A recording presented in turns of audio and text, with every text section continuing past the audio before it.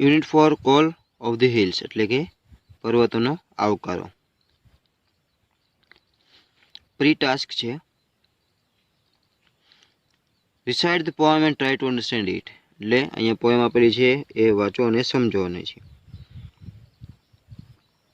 તો I had a dove and a sweet dove died, and I thought it died of grieving. Oh, what could I grieve for? Its feet were tied. Its feet were tied with a silken thread on of my hand's wing. Sweet little red feet, why should you die? Why should you leave me, sweet bird? Why? You lived along in the forest tree. Why, pretty things, why you not live with me? I kiss you oft and give you white peas. Why not live sweetly as in the green tree? John Keats.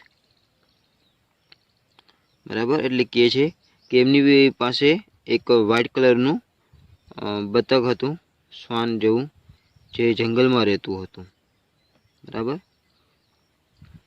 તો એ મરી જાય છે. એમને એ જે છે એ એમના હાથમાં બાંધવાને આપણે જે હોય સિલ્કની દોરી, જે કાંડું બાંધીએ છીએ એનાથી એને બાંધી રાખેલી હતી. એના લાલ પગ હતા. તો કહે છે કે તમે મારો સાથ કેમ મૂકી દીધો? હું તમને ખવડાવતો, પીવડાવતો, બધું કરતો, તમારી દેખભાળ કરતો, તમને પીનટ્સ ખવડાવતો, તમને ચાહતો બી એટલું, તો પણ તમે મને મૂકીને કેમ વયા ગયા? આવું તમે કેમ કરી શકો છો? લિવિંગ એ કમ્ફર્ટેબલ લાઈફ એટલે એ એક સરખું જીવન જીવી રહ્યો હતો. તો false. The dove was happy because it's tied with a silken thread. એટલે ડવ છે એ બહુ ખુશ છે કારણ કે તેમને બાંધી રાખ્યું હતું. ફોલ્સ, ખોટું છે. The poet took good care of dove. જે પોએટ હતો ને જેને આ સ્ટોરી લખી હતી પોએમ, એ કહે છે એમને સારી દેખભાળ કરી ડવની. True. The poet does not understand the reason of dove's sadness. એટલે જે પોએટ જે છે એ એમને ઉદાસીનું દુઃખનું કારણ ન સમજી શક્યો. True. The dove was stupid not to live with the poem. એટલે ડવ જે છે એ મૂર્ખ હતો કારણ કે પોએટ સાથે નહોતો રહેવા માંગતો. False. The dove was unhappy because it was not free. True. Complete the dialogue between the parrot in the cage and the parrot in the tree. Work in pair. એટલે કે એક જે પોપટ જે છે એ એક પિંજરામાં બંધ છે અને એક ઝાડવા પર બેઠો છે, એની બંનેની વાતું ચાલુ છે. એ વાતું અહીંયા આપણે જોઈએ. The parrot in the cage. Hi, I am Mithu. Who are you? એટલે જે પિંજરામાં બંધ છે એ કહે છે કે મારું નામ મીઠું છે, હેલો, તમારું નામ શું છે? પેરટ.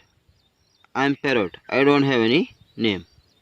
એટલે મારું નામ ખાલી પોપટ જ છે, મારું બીજું કાંઈ નામ નથી. Mithu. Okay, I will call you Sweetu. એટલે મીઠું કહે છે કે સારું, હું તમને હવેથી સ્વીટુ કહીશ. Sweetu. I don't mind but you are happy in the cage. કે મને તો કાંઈ વાંધો નથી પણ તમે બહુ ખુશ લાગો છો પિંજરામાં. તો મીઠુંનો જવાબ શું હશે? કે નો,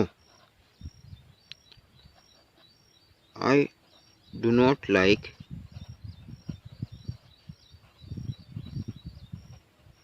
living in this small cage. એટલે એમને એક નાનકડા એવા પિંજરામાં બંધ થઈને રહેવું નહોતું ગમતું હતું.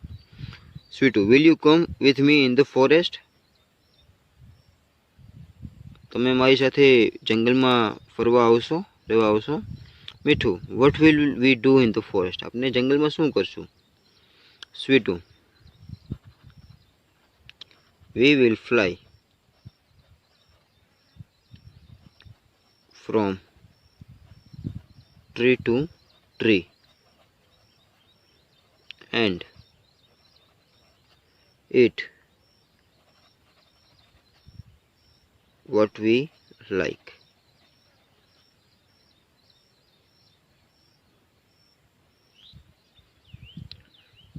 We will be free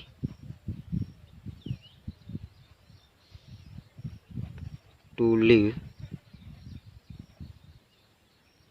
where we want to. એટલે સ્વીટુ કહે છે કે આપણે જંગલોમાં એક ઝાડવાથી ઉપર બીજા ઝાડવા સુધી ઉડી ઉડીને જાશું, જે મરજી થશે એ ખાશું, અને જ્યાં રહેવું હશે ત્યાં આપણી મરજીથી રહેશું. Mithu, I am ready, open this cage, show the tricks. Now what will happen. Mithu કહે છે ઠીક છે, હું તૈયાર છું, તમે આ જાળી ખોલી નાખો. પછી આગળ શું થાય છે? તો Sweetu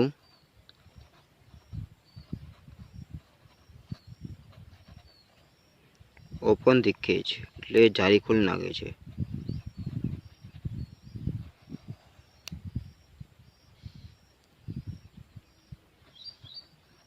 both the parrots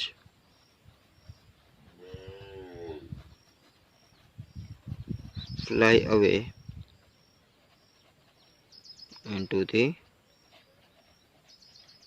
forest. એટલે જે સ્વીટુ જે છે એ જાળી ખોલી નાખે છે અને બંને જંગલમાં ઉડી જાય છે. આગળ એક અબુ મિયા સ્ટોરી છે. અબુ મિયાની એમની બકરીઓ જે છે એ પહાડ ઉપર જાય છે અને ત્યાં મરી જાય છે એવું છે. તો એ આપણે નેક્સ્ટ વિડીયોમાં કરશું.